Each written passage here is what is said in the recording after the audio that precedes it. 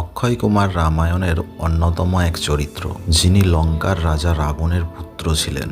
তিনি ছিলেন এক দক্ষ এবং বীর যোদ্ধা, কিন্তু রামায়ণের মূল কাহিনীতে তার ভূমিকা সংক্ষিপ্ত হলেও তা গুরুত্বপূর্ণ। যখন হনুমান মা সীতার সন্ধানে লঙ্কায় প্রবেশ করেন, তখন তিনি অশোক বনে সীতার সঙ্গে সাক্ষাৎ করেন।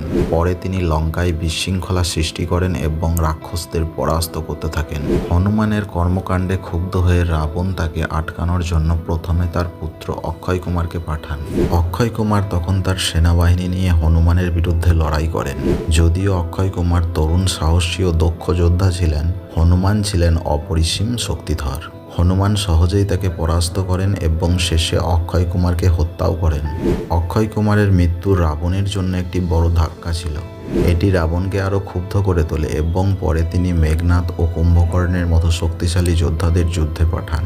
অক্ষয় কুমারের এই সংক্ষিপ্ত কিন্তু গুরুত্বপূর্ণ ভূমিকা রামায়ণের যুদ্ধের ধারাকে আরও তীব্র করে তোলে। হিন্দু ভাই বোনেদের প্রতি অনুরোধ, আপনারা ধর্মীয় গৌরব এবং সংস্কৃতি প্রচারে এগিয়ে আসুন। ভিডিওটা দেখে যদি ভালো লাগে তাহলে একটা লাইক দিন, শেয়ার করুন এবং আপনাদের মূল্যবান মতামত জানান। সাবস্ক্রাইব করে পাশে থাকুন। আপনার সমর্থনই আমাদের প্রেরণা। ধন্যবাদ। জয় শ্রীরাম।